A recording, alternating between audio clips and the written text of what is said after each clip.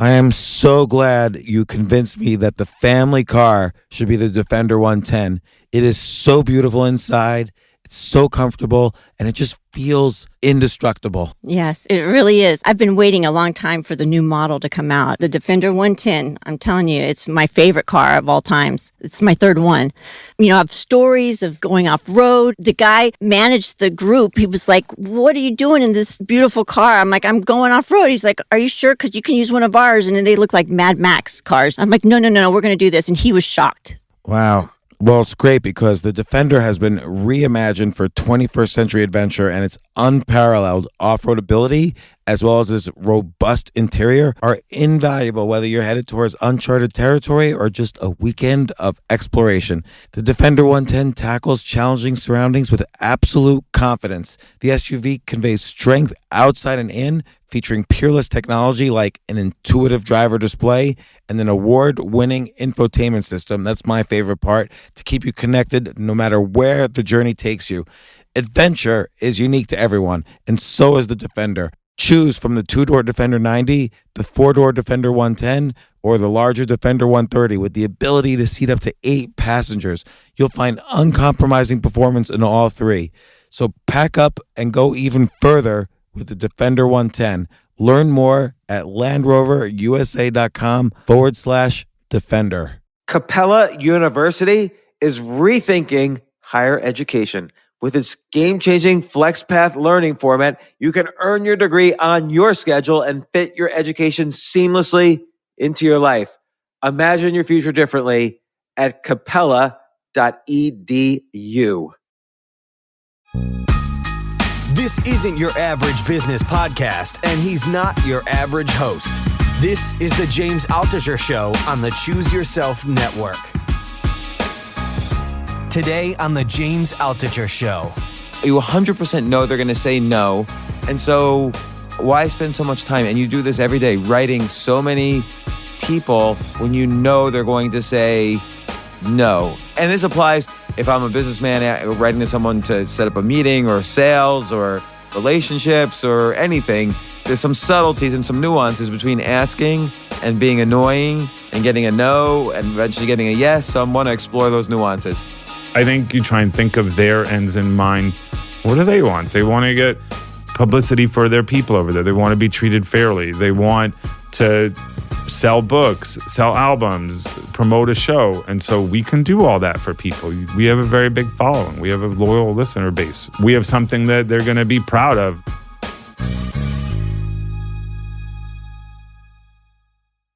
Okay, so special podcast. Once again, Steve Cohen, the podcast producer, on. And Steve was showing me something earlier that fascinated me so much, I wanted to do a podcast about it. And Steve, I will describe what you showed me. Maybe you don't even know. You wrote to Taylor Swift.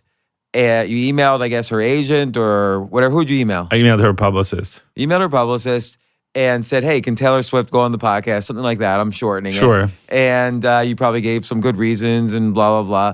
And you knew she was going to say no. And you showed me the no. Yeah. And you do this quite a bit. Like you'll email Barack Obama and say, can he come on the podcast? And of course, we're going to get a no. But you have a strategy. It's almost like you 100% know they're going to say no.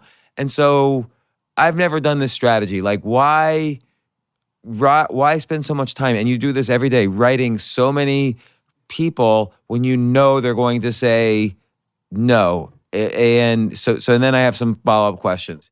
And this applies to like, if I'm a businessman writing to someone to set up a meeting or sales or relationships or anything, what's the difference between, there's some subtleties and some nuances between asking and being annoying and getting a no and eventually getting a yes. Yeah. So I want to explore those nuances. Sure. I always try and treat people the way I want to be treated. We've talked about this before. Like I spent a long time in media and I had a lot of people ask me for things. They asked, when I was a TV producer, they would say, would you be interested in so-and-so? And some people I thought were tone deaf. Some people I thought were relentless. Some people I thought were a little bit annoying. And some people I thought had no idea about our program and what we wanted to do.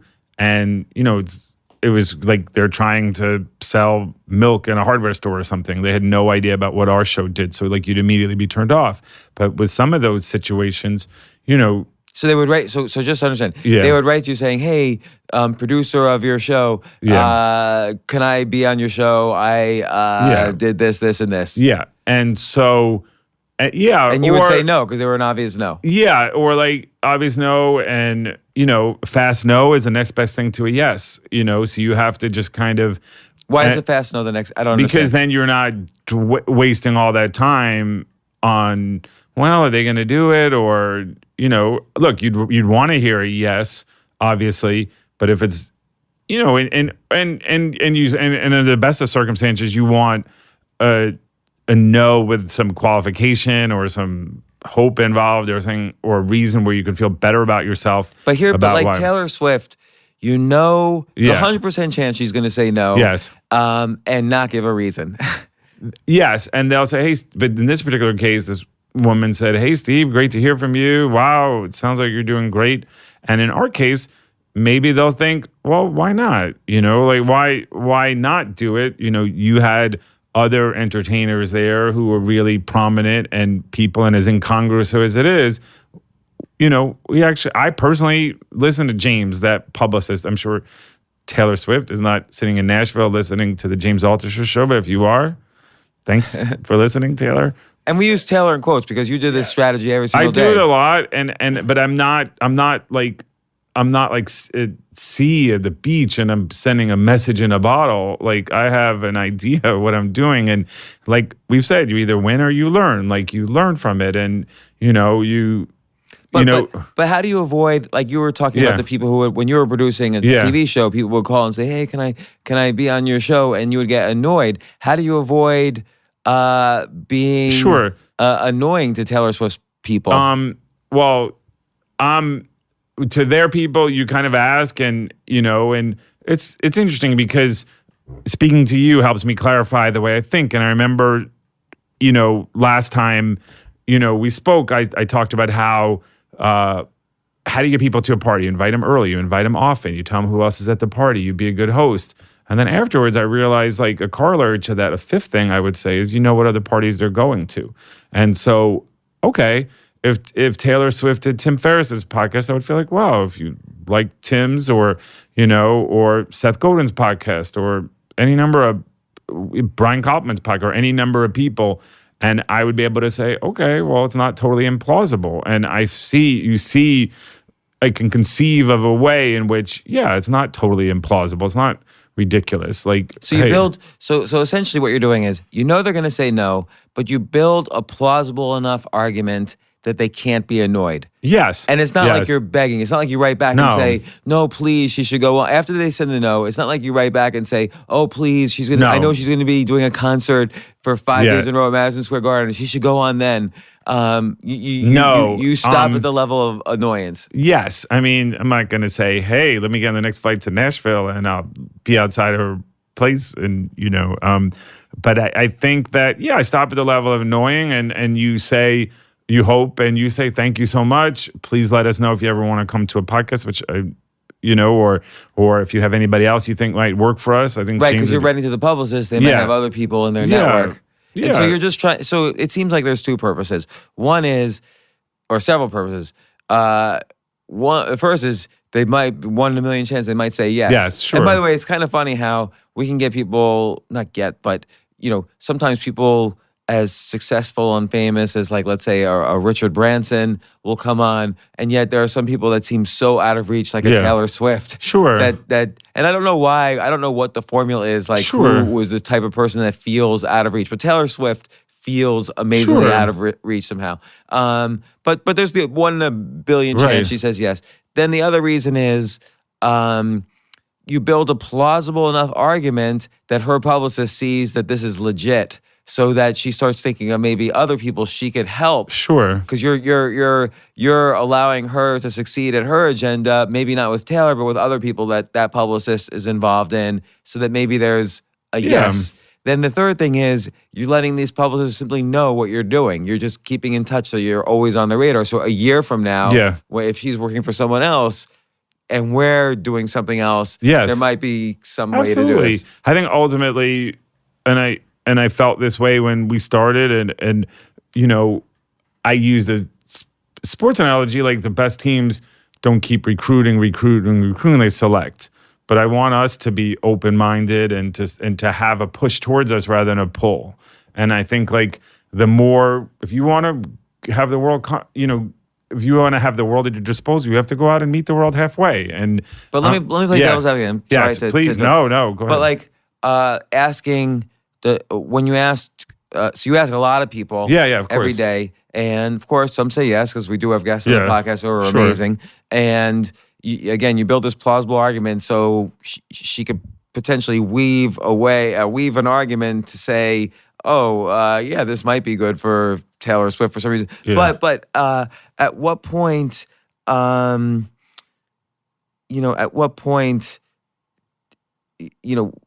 it actually become annoying? Okay, well, first of all, I also feel like a lot of these people, who are doing their jobs, some are more dedicated than others. When I left jobs, people would say to me, Steve, we miss you over here because you got back to us and other people didn't. And I felt like it's a job. That's their job too. And I respect everybody, love everybody, and I want them to do well at their job. Like I've had guests come on when I was at different shows and I said, you know what? I want you to do those other shows. You're doing your job for your clients. I want everybody to do well. So it doesn't have to be adversarial. I'm doing this. I could feel with 100% certainty that these people who come through here, I believe in what we're producing. I believe that we help people. I believe that, people are going to get a lot out of it. So I don't feel ashamed to do it. And that's the resistance that we have to go through. It's easier to just sit back and say, okay, what's the use of doing this? And I felt like the old, if you don't ask, the answer is always no. You miss all the shots you don't take. But people say that to me sometimes, and I get resentful. Like sometimes people write to me and say, hey, can you take a look at my business plan? Right. I feel like, they're asking me for like a big chunk of my time. Right. And I don't want to.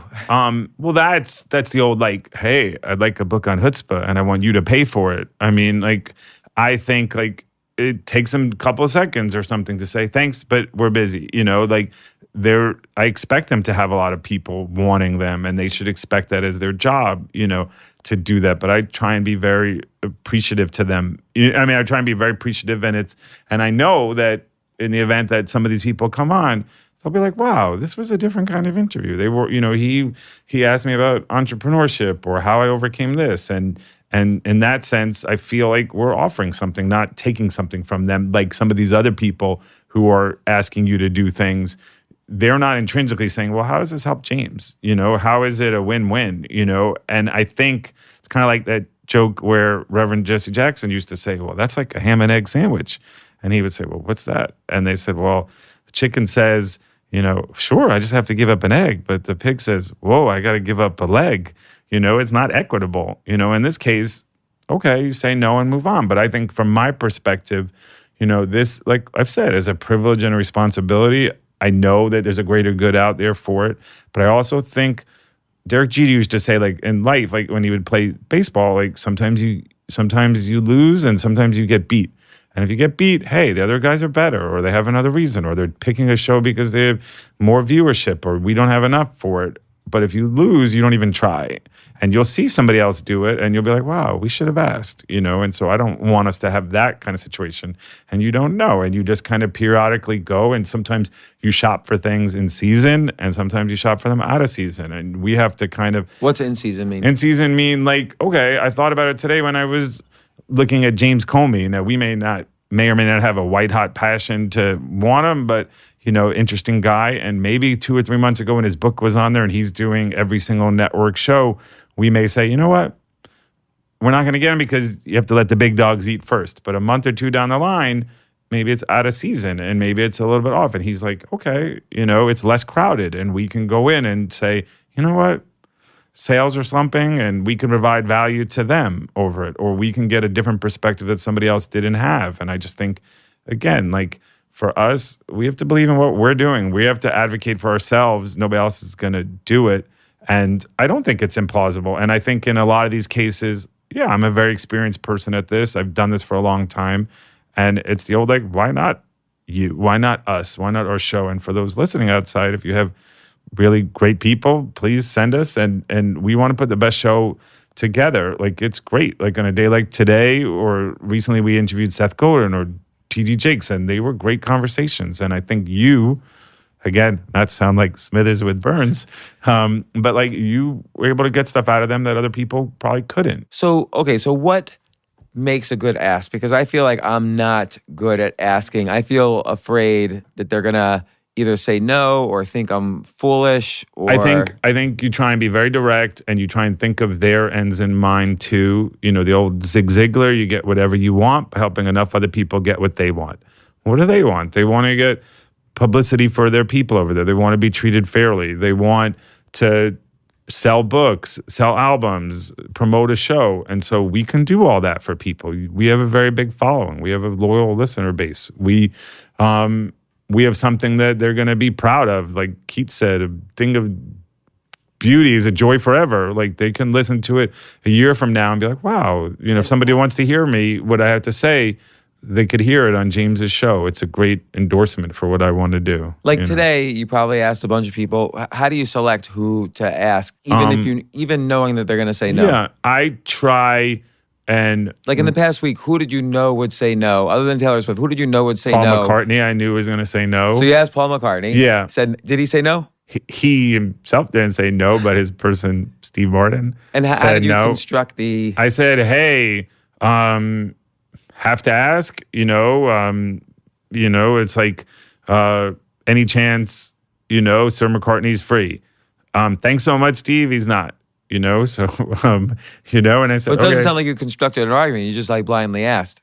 I said, hey, we've had so-and-so and so-and-so and so-and-so on, and I think we would do a great interview with him. So if there's any chance he's free, we'd love to have him. And thanks, Steve, he's not, and I think about that a lot when I watch television. You see like these ads all the time for Coca-Cola or McDonald's or Progressive Insurance. And maybe after the 10th or 15th time, they start realizing like, hey, wow, you think like, why do these places need to advertise? But I think subconsciously it makes them think like we're there. And I know as a news producer, when I started at CBS, we competed with a Today Show and Good Morning America, and they had higher ratings, but we did better on breaking news stories, and where, okay, it wasn't designed with like celebrity or their publicist or people around them, and we beat them to it. And I know for me personally, there'd be a big story, and I usually would be one of the first people to email them or call them. And they would always associate me and conflate where I was or the network I was with that kind of stuff. So the more and more you start associating yourself, like if you see yourself as that kind of show, we shouldn't self-reject. We have an amazing show, as you know. And I think so, yeah, I believe in it. So so it reminds me of in my very first business, I wanted to sell it as quickly as possible. And I remember I wrote to the head of mergers and acquisitions at Omnicom, the big ad agency, and I said, we're interested in selling the business. And she came over and visited, and she said, you're too small. But then every month for the next year, I sent her an update. So when they were finally in a position where they were looking for medium-sized we were growing, and she was looking at one point for medium-sized businesses to acquire, she reached out to me because if that had been the very first time a year later that I wrote to her, she probably wouldn't have reached out to me. I had to keep in her face, for a year. I'll listen to very successful people talk, and we've had Brian Grazer on here and other people, and they just talked about how tenacious they were. And I think there's a difference, I think. But what's the nuance between tenacity and annoying? Because we've seen that Sure, too. And it's kind of like that expression between like, what's the difference between a mirage and a vision? Like, if nobody else sees it, it's a mirage. But if other people see it, it's a vision. And I think that I think everybody has an intuitive sense. I'm sure some people get those, an email and roll their eyes or be like, oh, this guy's annoying, or look at the temerity of this person, and I just kind of feel like you can't let other people's problems become your problems. I'm coming at it from an honest, genuine, sincere place. And, when people do come here, they'll they'll appreciate it. And what's the nuance? Like, the nuance. Where would it sometimes be? Sometimes I'll be like, hey, don't mean to be annoying. Like I'll inoculate myself by saying it, but I'm not gonna. And who would be annoying? Like, let's give a bad example. Okay, of what bad example. I just think that sometimes if somebody says no, then I think you have to respect why they say no, or and I think sometimes maybe and I think by persisting or by saying, hey, we really, I used to have that in TV where people are like, we'd really love to do this. And it's not about your ego, it's about their ego. And I think if I honestly feel like, hey, it's in your best interest to do it, here's why. But other times, where I'm more accepting of it, I could sit back and say, as much as I'd like to have Billy Joel on, he doesn't really want to get up and come here to do it, or I don't think he does a ton of stuff, and and I can't necessarily say, wow, this is something that really would help him, unless but at least I would ask, and I would say, okay, if he ever does anything. I mean, Marc Maron got Barack Obama on, or whoever, and I think people appreciate people who work hard. People appreciate people who have passion. People appreciate people who respect the way their job and their requirements and their bosses and their constraints. And so for me, it's I don't want anybody who wants to take a shortcut. And that seems to me when those people emailed you and said, hey, could you do this for me? They want a shortcut. And and we love talking to people who have a lot of passion or an appreciation for things, and we would love to help them, in those situations. But if somebody's looking for a shortcut or only is outcome oriented, not process oriented, and so What about like, let's say you write Billy Joel and his people, and they don't respond at all. There's just silence. Sure. Is there a nuance? Like, do you write again 3 weeks later, or do you wait for something to change, or what? No, I think sometimes I'll follow up, and I know people are busy, and I know we're not perfect. That's something we have to try and get better. And I try,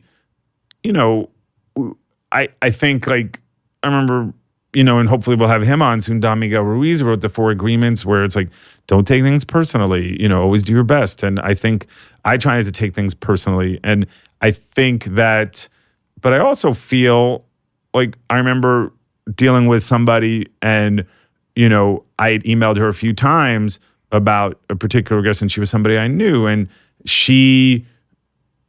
I said, hey, did so-and-so ever get back to you? And she said, well, he never emailed me back. And I said to her, that's the wrong answer. And she's like, what do you mean? What should I do? And I said, hey, you should say, hey, get back to my friend. And she's like, well, I tried. I work with him.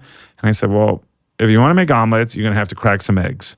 This is what you want to do. Like, so for us, we want to have a great show. And so some of it, it's bigger than me. And so some of it is, it's a responsibility and a privilege, like I said. So it's not about, me being afraid of resistance. Persistence beats resistance. And so... Except sometimes it could be annoying. Like let's say if Billy Joel's people don't respond, and you write like a week later and say, hey, can Billy Joel come on? I feel like, and correct me if I'm wrong, maybe you need more reasons then. Yeah, like you could say, hey, I just want to update you. Absolutely. No, we of just course. had on Elton John. Maybe it's Billy Joel might be interested. It's interesting.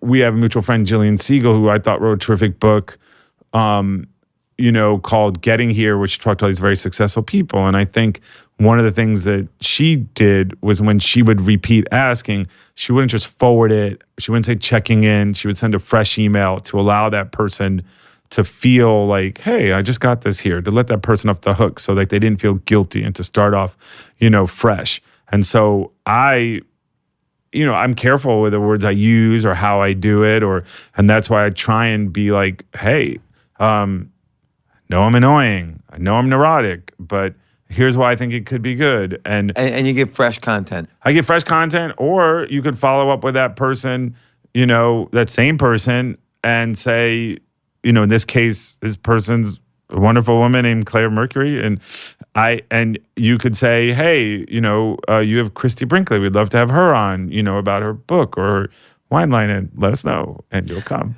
And and then they'll be like, okay, well, we'll get back to you about John Mellencamp or so and so. But I treat everybody with respect, and I want everything to be a win-win. I'm not going to be unreasonable, nor are you. So if you're asking 2 or 3 times to avoid kind of the annoyance factor, you change the story slightly. You change the ask slightly. Yes, as you know very well, I can't totally avoid the annoyance factor, as you know.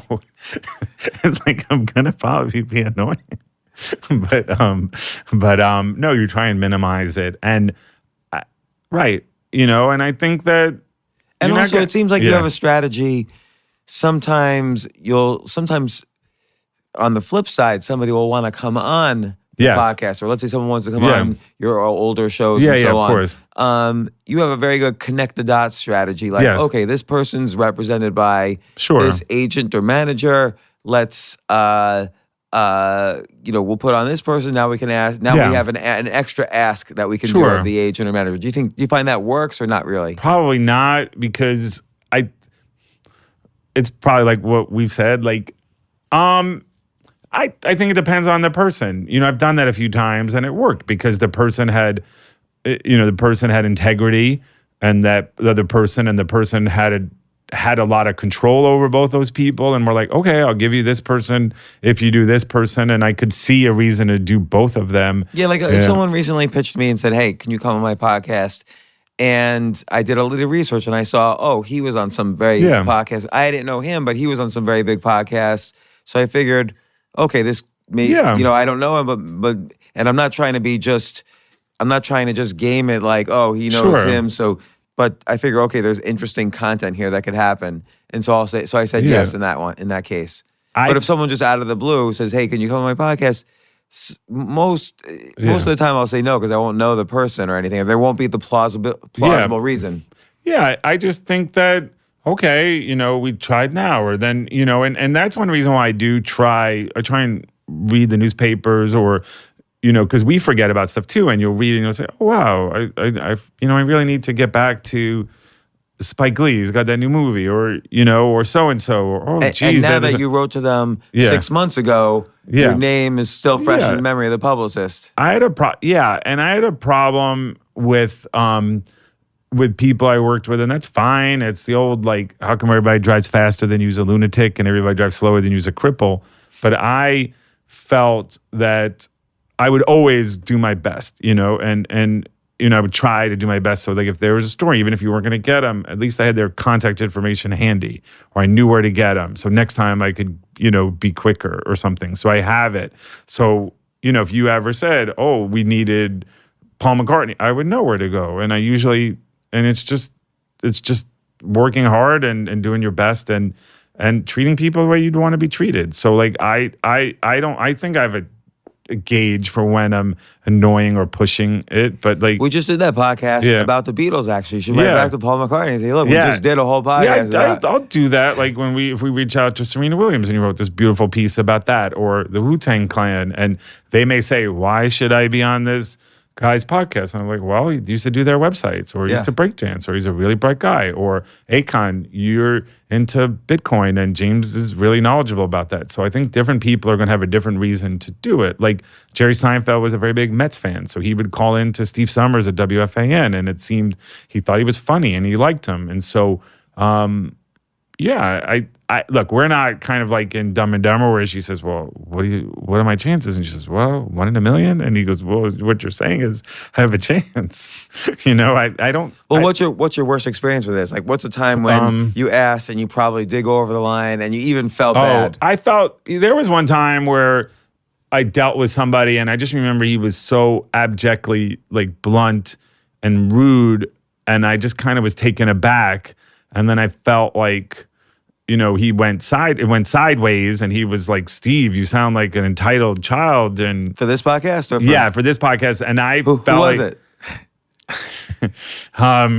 That's a story for another day, but no, I just felt, and in this particular case, it was somebody's manager. It wasn't a publicist. It was somebody I felt like it, and maybe that, and when I thought about it in retrospect, that manager, they don't have as much of an interest if you get back to Zig Ziglar, get whatever you want by helping enough other people get what they want, maybe he feels like, what does it do for me? Like, I'm not going to get a cut of this. And Publicist is incentivized to put a lot of people on. You know, they can go back and say, hey, we did the James Altucher show. We did Conan O'Brien. We did so-and-so. But in that particular case, I just remember, and I remember somebody telling me, Steve, you should have done this. You should have done that. And I remember saying to him, listen, I'm not perfect, you know, but I also feel like you don't have to be perfect. You just have to be honest. But I also said, Marian Rivera saved 1 million games and he lost like 3 or 4 games. So like, I'm not going to like fall on my sword too much. You know, like I'm not perfect, and you know, you can catch somebody at a bad time and it goes sideways, and that happens, you know. So let's go the other direction. Yeah. What's an example where you asked, they said no, a month later the story changed a little bit, so you asked again, they said no, and this happened 3 or 4 times, Yeah, it happens and finally a lot. they said yes. It happens a lot. Well, I mean, and I what's think, an example?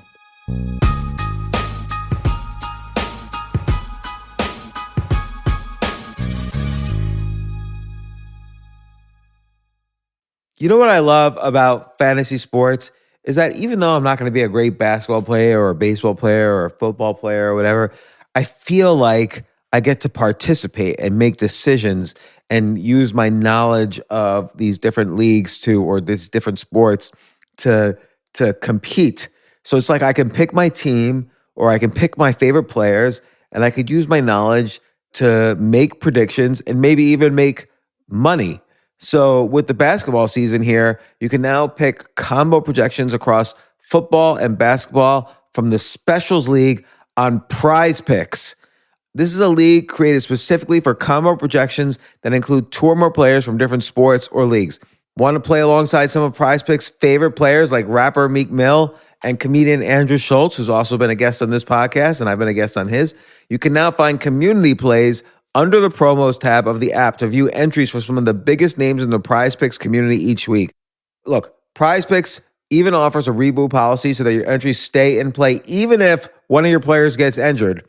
For football and basketball games, if you have a player who exits the game in the first half and does not return in the second, that player is rebooted. Prize Picks is the only daily fantasy sports platform with an injury insurance policy. What? So, I love playing it. I love anywhere where I can use analytical ability with my interests to demonstrate some skill and maybe make some money. And I like the game-like aspect. I do wish they had chess as a category on prizepicks.com, but I'll settle for what they've got. Maybe I should make my own fantasy chess league. But in any case, I love Prize Picks. Go to prizepicks.com/James. Use code James for a first deposit match up to $100. That's the easiest $100 you're ever going to make. So that's prizepicks.com/James and use code James. Daily fantasy sports made easy.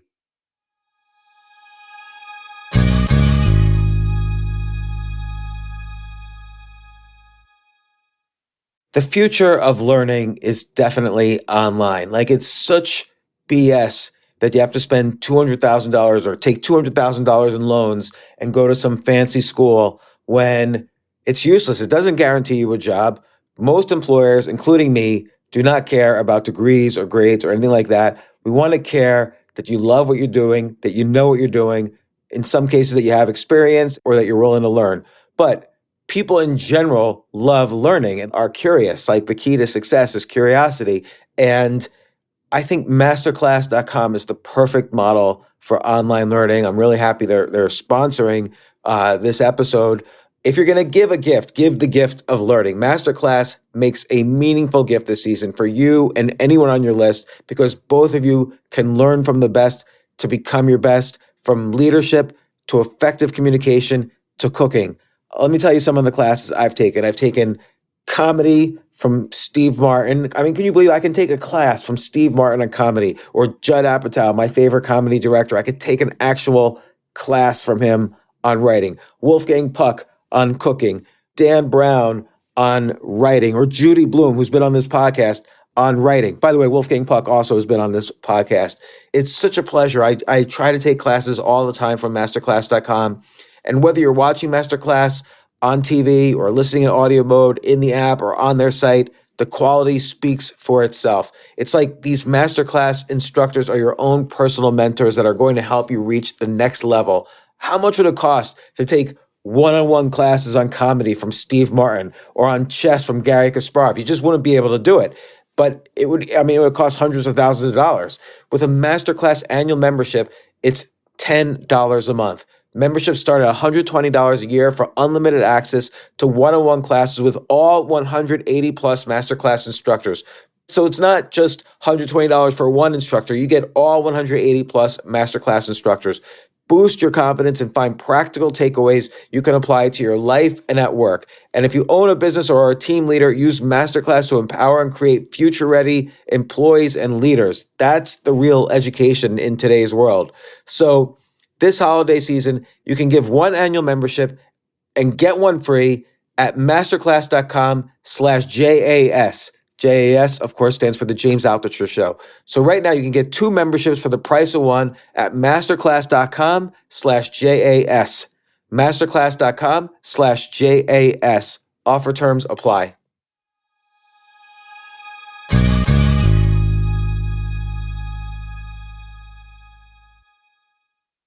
AI might be the most important new computer technology ever. It's storming every industry and literally billions of dollars are being invested. So buckle up. The problem is that AI needs a lot of speed and processing power, so how do you compete without costs spiraling out of control? It's time to upgrade to the next generation of the cloud, Oracle Cloud Infrastructure, or OCI. OCI is a single platform for your infrastructure, database, application development, and AI needs. OCI has 4 to 8 times the bandwidth of other clouds, offers one consistent price instead of variable regional pricing, and of course, nobody does data better than Oracle. So now you can train your AI models at twice the speed and less than half the cost of other clouds. If you want to do more and spend less, like Uber, 8x8, and Databricks Mosaic, take a free test drive of OCI at oracle.com/advance. That's oracle.com/advance. oracle.com/advance. I think Tyra Banks, I remember emailing her person and, her manager, and she didn't really have any familiarity with me or whoever, but then I tried her book person, and that book person had a different kind of agenda. She knew you would move books. She knew that you were a great interviewer. She knew me. The other person really didn't know me. And so, I think sometimes there's an affinity where if you have with people and they trust you, and your story has to match their agenda a little bit. So you have to show here's who James is, or whoever you're working with. Here's who they are. Here's the other guests they've had on similar to so and so. Here's why it might be good. You still have to build that story. You just absolutely can't. Yeah, and I think that absolutely. And I don't want something for nothing like a lot of people do. I think we work hard, and I want to continue to work hard. So I'm kind of like, okay, like Seth Godin said, when he was rejected 3 times, good, 96 more rejections. And not that we revel in that. We want to succeed. We want to bring great people out to people. We want to be excited about what we're doing. And who do you think is the most inaccessible person you ever asked to go on this podcast?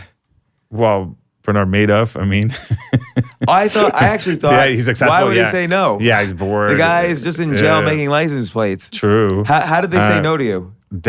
He had to sign something. We emailed the Bureau of Prisons, and he's at a place in Butner, North Carolina, and he has to say no, niet, I'm not doing it. Too bad, so sad. And that's and they send you back a form letter. Hey, request is denied, and inmate blah blah blah blah. Bernard Madoff says no. Pound sand. And it was a whole. Can you forward me that email? Of course. That's a great email. Yeah, for sure. I gotta frame that. Oh yeah, and I know you felt particularly kind of unnerved because it's one thing to get rejected, and I want to take a moment to. I have a friend, a very funny comedian, Tom Frank, and he always used to use this joke where he said, "The worst part about a rejection isn't the rejection, but it's the exhale before the rejection, where you say, 'Hey, what are you doing Saturday night?'" And he says, nothing good's going to come out of her mouth. She's not going to be like, "I thought you never ask," So, but I think that I do think subtly when you keep asking, people people will start associating you with that and say, why not them? You know what? If it was good enough for so-and-so. Because even if they've said no to you 100 times, suddenly your name's familiar to them. Yeah. You're like a player in their space somehow. Yeah, I think so. I just remember, look, I used to try and do a lot of different things. And one thing I promise you, and for anybody listening, I don't try and handle people. I don't try and manipulate people. I try and be as genuine, as forthcoming as possible and treat people the way you want to be treated. But I think that I would try and have fun and crack jokes or something. So, when people associate you with something fun. And I remember years ago when I was in radio, there was the Heidi Fleiss story. And there was a situation with the Mayflower Madam. And I called her, I want to say Sydney Biddle Barrows. And she said, Steve, I'm trying to turn over a new leaf. And then I said, well, why don't you turn over a new leaf tomorrow and do our show today? Or why doesn't she express it on your show that she's turning over? Yeah, and I think look, I know a great book called Choose Yourself. And in that book, you talk about choice and how you have a lot of choices. And I realize that too. Like we can choose to be despondent. We can choose to look at it like, oh, we've had X amount of rejections or not. I see it like we're learning. We're getting more information on what they want and what we don't want. And we're getting ourselves out there and we're making progress. I also see it that a great baseball player bats 300 to hit 3 out of 10 or whatever it is. But I think that, I just kind of feel like you have to, keep at it and hopefully the time will be right. Like sometimes it's timing, I think the key thing here is maybe there's a couple key lessons.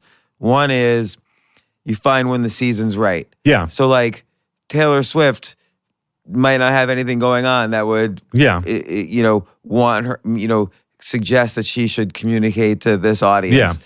But maybe if she had a book coming out about, I don't know, whatever, choosing herself, then she might want to talk. Then you could have a story. You start to put together a story. Yeah. I think the second thing is you can be persistent if you still build a plausible story, but you freshen up the story each time. So like maybe Taylor Swift, or I just say put that in quotes, I don't know. Maybe she gets into a situation where she wants to express what she really meant. This might be an opportunity for it. So now you're able to say, oh, we've dealt with similar situations. This might be an opportunity for her, and she's in New York anyway. So you kind of freshen up the story. Yeah. And then the third thing is that you're not being annoying. It's not like you would write 7 days in a row with the exact, like just the forward and the forward and the forward, or bump, but I get that. Absolutely. No, that's awful. And I thought about that before because I'd emailed somebody and they didn't get back to me, and you want to be like, just making sure you receive this, whatever euphemism you want to do, checking in. I find that insulting. And I think like whenever I do anything, I do try and think of what's my intent. Is it just my ego? Is it just me being bored? Is it just being kind of like, hey, they need to get back to me? And it's not about me. It's they have a big job and they have a lot of other things to do, and we're one part of it. But we can help them, and we can do a great interview. We can add value. But I think the fourth thing though is really important, which is that if you have those first three, the fourth thing is that they see your name. They see the name. And so a lot of people who don't ask, they never see those names. Sure. So when it finally comes to the time where, hey, we think Taylor Swift or whoever, Billy Joel, should go on a podcast, the only name the publicist knows in the meeting at the agency is, oh, well, this guy, Steve Cohen, who used to do a good day in New York, he keeps writing me. I'll write to him and see what's possible. And it seems like there's a fifth. So the important thing is to kind of always kind of be in the mix without being annoying, and that's why you put together these plausible stories. Yeah. And then I don't know. Is there a fifth? Like the best ability is availability, and you have to just kind of be there and be top of mind, and you have to always be conscious of not being annoying, like using the cliches, like just moving to the top of your inbox or whatever. I'm trying to think of what other. But I do think that as much as I also sometimes I'm not too timid and on eggshells with people, because I think there are people who aren't as dedicated or passionate about what they're doing, and everything is an imposition. And I think we all worked with people like that. Whenever you would go in and they act like they're giving you their kidney to do something, and that's their problem, not an our problem, And I think like we shouldn't be intimidated. And I think it's a form of them trying to keep you at arm's length. And I'm sorry, your job is to respond. If you're not the right person, then we'll find the right person to do it. And the same thing goes for like, I know you help other people Yeah, sure. get on other podcasts, Yeah. right? So you're able to, write to somebody and say, hey, here's so-and-so for your podcast. Here's why it might be interesting. Again, you do the same thing. This plausible story. Yeah. They might not respond. Chances are they don't Yeah. respond if it's a no. But again, if the story, it's the same principles. Yeah, I think so. And you look, eventually, like anything else, like if you keep handing people these clunkers or give people who, reflect poorly on you, then you're going to have less and less capital and cachet. But the plausible story helps with that. yeah, I think so. I think that, look, I always want to be around people, and I think you're one of them, like where you want everything. I want everything for that other person that I want from myself. You want to be around people who want, not just for them to have the cake and you could have the crumbs. You want them to have bright, beautiful future, and you want them to be like, yeah, I want you guys to do well. Of course, it doesn't make sense for you to do our thing, but if you are going to do one, please do ours. Or if you are going to do something that maybe you want to reach our audience or sit down there for more than 10, 15 minutes or have a nice conversation, or, different people out there, and we're not going to know unless we reach out to them, are going to be like, wow, I actually really like, James. I thought, the Go-Go's are going to be on Broadway, and we had reached out, and Belinda Carlisle's husband emailed and said, hey, I love James. He's amazing. Choose Yourself is a great book. And, so you don't know. And that was something where, I think it could be really nice and it'd be thoughtful. Yeah. I'll add one more dimension to if they respond with a no, one way you can respond is say, totally understand.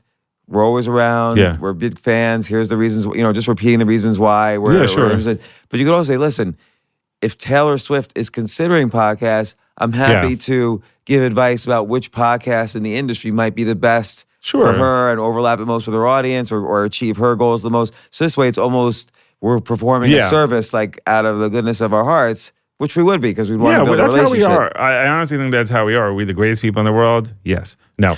We are the greatest people in the world? No. But I think we are sincere, and you are always very generous with people around you. And yeah, maybe you could tell our listeners when did you realize that you have to offer a lot to other people rather than just ask? When did you make that turn? Well, I think it's a self-esteem issue. I always felt like I'm worthless.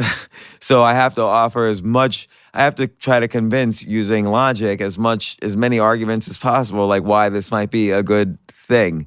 So I think part of it is insecurity. Like if I just write to somebody and say, oh, I should be on your podcast. When should I come on? Or if I write to someone and say, hey, you should be, Barack Obama, you should come on my podcast.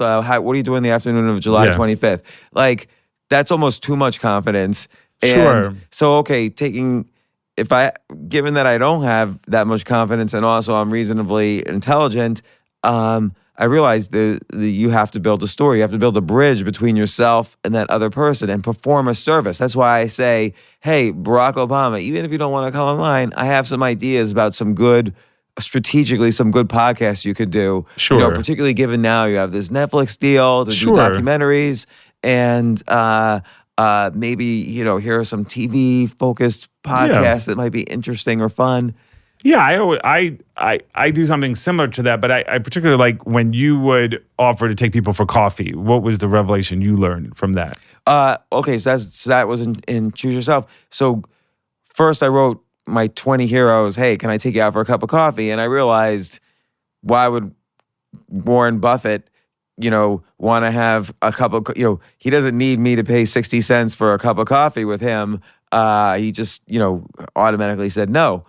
You have to, so what I did was I did research on everyone and I came up with 10 business ideas to help improve their businesses for each one. And I said, you could have these businesses for free. These business ideas for free. I'm not asking anything, good luck. And 3 out of the 20 got back to me. And this was in 2002. 2 of those people now have been on our podcast of those 3. And 1, his brother's been on our podcast. Yeah. Exactly. And I think like when we reach out, you have to always give. Yeah, absolutely. And I think that right. So when people I think in life, when people are making requests of you, they're unreasonable and unrealistic, and they're not the kind of people you'd want to work with, because they're not thinking about you. They're thinking about themselves. And they're not, and you could tell they're only thinking about themselves because they haven't done their research. They haven't invested in it. They haven't made a case for why this person would be great for you. And so, So it's making the case, it's changing the case when you're persistent. And it's also, there's this background strategy of, hey, I want my name to always be in the radar. So they know it, like a year from now, they know when they see the email from me, they'll open it. I used to do that. I used to say, okay, I can't necessarily use this person who is talking about student loans on this particular day, but you know what? If we're doing something on this 6 months from now, and that's why I tried to read everything and do my homework and prepare. And so that, later on, you could access that. And perhaps that's with them too. A lot of it's timing. So about 5 or 6 years ago, I had a book deal to write a book called The Power of Ask. Yeah. And it was right after I did The Power of No. And I never wrote the book. I actually had the deal. I never wrote the book. I apologize to the publisher. I never wrote the book. But this podcast, I think, summarizes The Power of Ask. You do it so well. You do it much better than I would do it. And thanks once again, Steve Cohen, for coming on the podcast, as well as being the producer of the podcast. Thank you for asking me. It's the power of you asking. Exactly.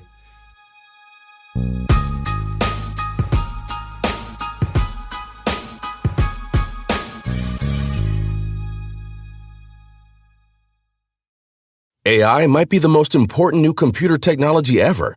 It's storming every industry, and literally billions of dollars are being invested. So buckle up. The problem is that AI needs a lot of speed and processing power, so how do you compete without costs spiraling out of control? It's time to upgrade to the next generation of the cloud, Oracle Cloud Infrastructure, or OCI. OCI is a single platform for your infrastructure, database, application development, and AI needs.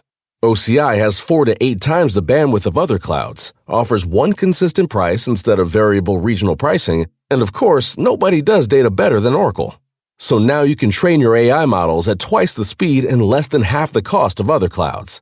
If you want to do more and spend less, like Uber, 8x8, and Databricks Mosaic, take a free test drive of OCI at oracle.com/advance. That's oracle.com/advance. oracle.com/advance.